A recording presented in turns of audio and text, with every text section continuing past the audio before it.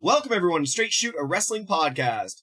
Welcome to our very first Raw in review. And the reason we are doing this is because Santi and I have heard you. You want us to do Monday Night Raw and Friday Night SmackDown reviews. Santi and I discussed it, and as you can see of Santi's absence, there is a reason for that. I will be taking over Monday Night Raw reviews after every single Monday Night Raw, obviously, and Santi will be taking over Friday Night SmackDown. We are going to try and get these out as quick as possible, hopefully the morning after. So yeah, let's get into it. Another Monday Night Raw in what I'd like to call the Hunter era, the Triple H era. You know what? I'll figure out something for that. Common Steve L. Anyways, what a Monday Night Raw we absolutely had.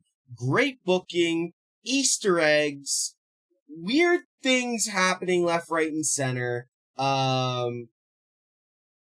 Bayley, Dakota Kai, Io Sky, absolutely being like the main focus to kick off the show.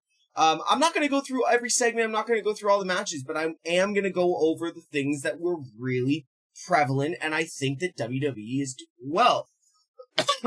First off, let's talk about the opening segment. We have Control, as they're being called, Bayley, Io Sky, and Dakota Kai, come out and cut their promo. Alexa Bliss and Asuka and Bianca come out, cut a promo back. Really hot storyline and fire coming from the women's division. They have a challenge thrown out for Clash at the Castle, a 6-woman tag match, which I'm super excited for, as that I'm going to Wales for Clash at the Castle. I think this is going to be a massive build. We also had the announcement of the women's tag tournament. Notables there. We see the likes of Nikita Lyons being called up from NXT to be in this tournament. I can't remember who her tag partner is at the moment. I know it's somebody else from NXT. It's just escaping me. I'll come back to it. But the opening segment, we had a brawl that ended up in the crowd.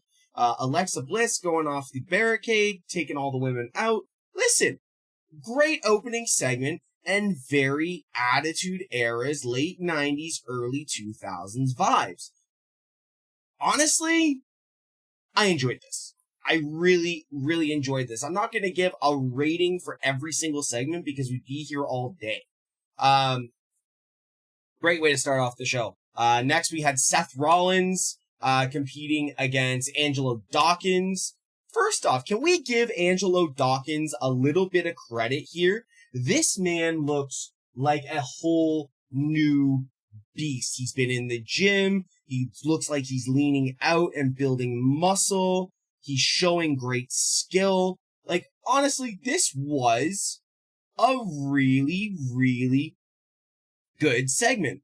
I believe it was Seth Rollins coming up with the victory. A lot of big 2 counts. Montez Ford getting ejected from ringside. If you read into that, you can see maybe some deception or like maybe, a little bit of separation of the Street Profits like Santi and I have been saying. So in turn, what a fire match. Seth Rollins tries to end Angelo Dawkins and, gets the stomp, and Montez is a little late on saving his boy, unlike the reverse from last week. So there's a lot to build here. There's a lot to build from this in both the storyline with the Street Profits and Seth, and along the lines of, are we seeing a future Street Profits split? So again, great booking, great creative, great promos, just everything is really, really, really working. Move into Ezekiel Kevin Owens for the 200th time. Listen, this was different though. Like, we've seen this book week in and week out of, Kevin Owens freaking out, doesn't know, just trying to prove that Ezekiel is actually Elias. But at the end of the day, this was different. It was violent. It was vicious. It made Kevin Owens look extremely strong and dangerous very NXT black and gold like Kevin Owens was back in the day.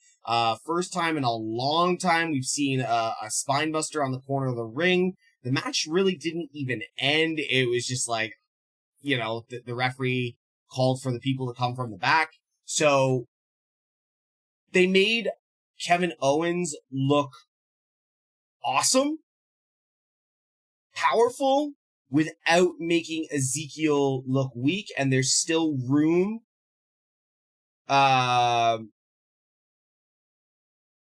for a potential of an Elias return and maybe knocking Ezekiel out of whatever's going on in his head. So, good little segment. Much needed for Kevin Owens. Kevin Owens in this new era, I believe, needs to look strong, and they did that for him. We had a backstage segment with Edge and the Mysterios. Edge coming to kind of apologize for the spear last week. Ray saying, you know, we're good. Edge confronting Dominic. Dominic giving him the kind of the cold shoulder and being like, hey, Dom, we good? And Dom's like, yeah, we're good. And then he two hands Edge in the chest with Ray stepping in and stopping Dominic from doing anything silly. Are we building to a Edge Dominic feud? Don't know how I feel about this. Really don't know how I feel about this. Santi and I will cover that on the podcast this week. Dominic is really not over with me, but at the end of the day, they really just need to run the course with this whatever way they're going. So yeah, then we had Judgment Day come out, cut a promo, and then what was the match? I believe it was Ray versus Finn Balor. Really? Very, very, very, very good match. I was impressed. Ray did a lot of good, typical Ray Mysterio. Like, you can't really, like, talk negatively about Ray. Like, sometimes he has his off days, but it was really good.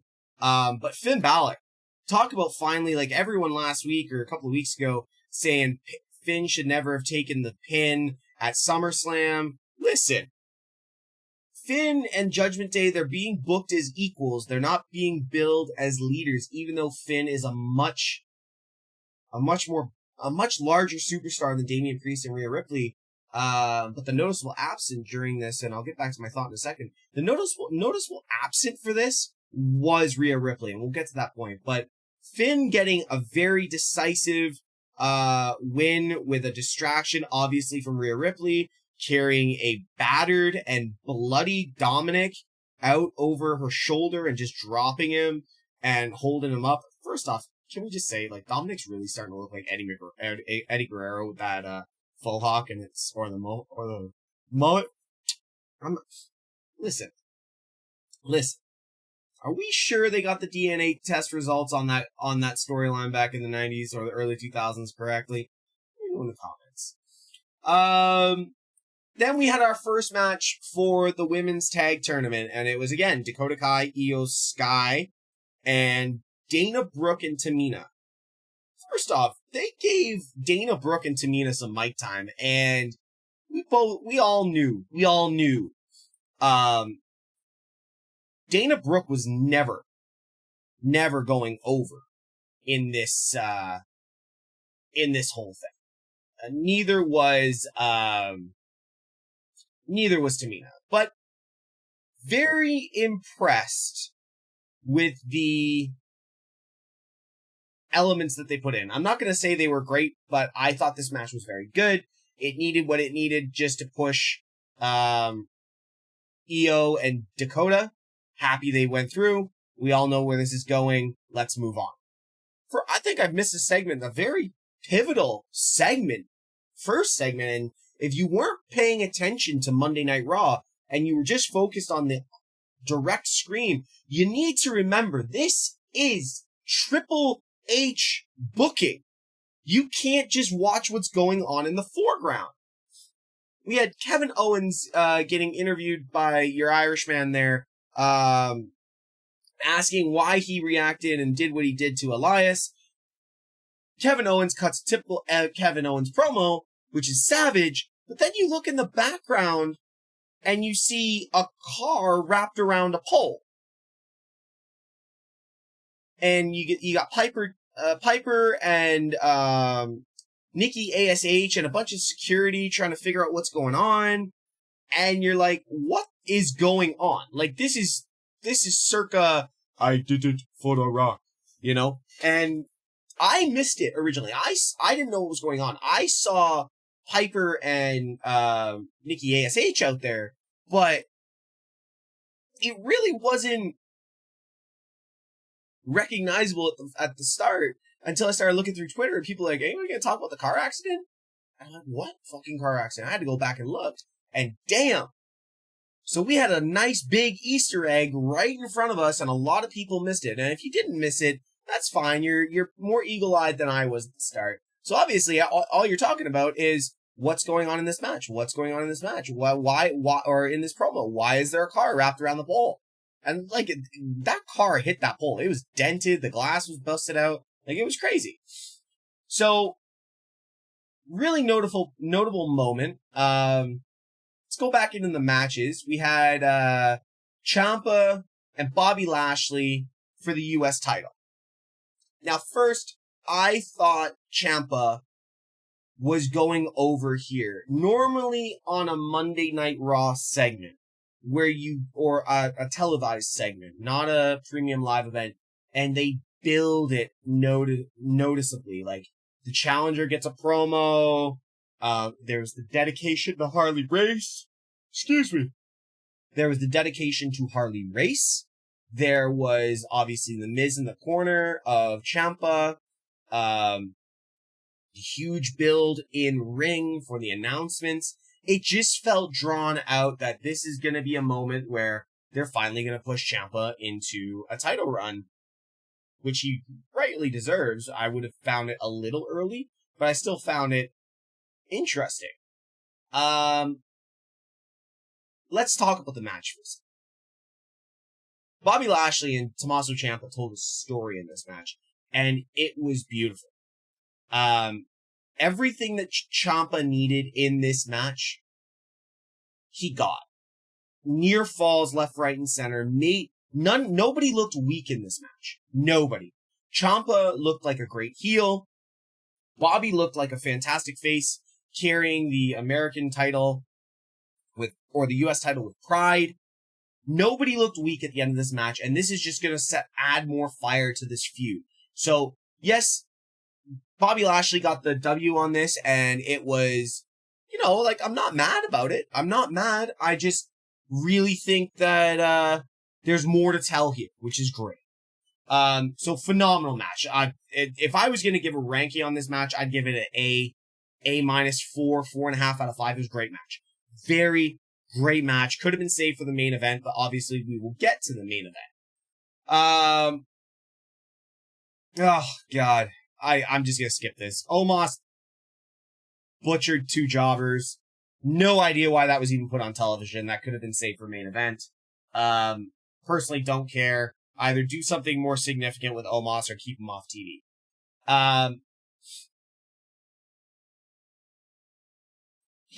Now we had another segment, I believe it was around this time, with a promo cut with, I might be too far ahead, but I'm just trying to spitball this off the top of my head. We had another promo cut in the back area with Alexa and Asuka, and then they were interrupted by Control. And now we see this, I don't even know what they were talking about for this promo, but all I'm looking at is this car getting put onto a hoist, onto a trailer. And all the security guards are there, and the girls are done cutting their promo, or the women are done cutting their promo, and all of a sudden, all the security starts running. And they cut to commercial, and you're like, what is going on? Like, this is just crazy. And WWE didn't even make any reference to it. Corey Graves didn't say anything, and by the way, let me hit on Corey Graves in a second. WWE didn't say anything. It was just there in the background. So unless you weren't paying attention, it was there. So go look on Twitter. It's all over there. But wow, absolutely phenomenal. Then we had we had another match. We had Chad Gable versus Dolph Ziggler. Gonna say match of the night. Chad Gable versus Dolph Ziggler put on a wrestling clinic tonight. Do not sleep on Chad Gable. Chad Gable is a world-class professional wrestler. And his gimmick is great. I really would like to see another tag title run for both these men in Otis and Chad Gable. They're entertaining as all hell. I love their promo work. I love everything about these characters. The match was phenomenal. Dolph Ziggler. Where's Robert Roode? Where's Bobby Roode? Anyone? Ziggler's getting thrown everywhere. Where's Bobby Roode? He's a Triple H guy. Where's Bobby Roode? That's all I want to say. Anyways, all I want to say is that was brilliant. So, thank you for that match. Then I guess we go into the main event, and I know I kind of rushed through this, guys, but it's the first one. We can work on it. But, we had the main event, which was a no disqualification match between AJ Styles and The Miz.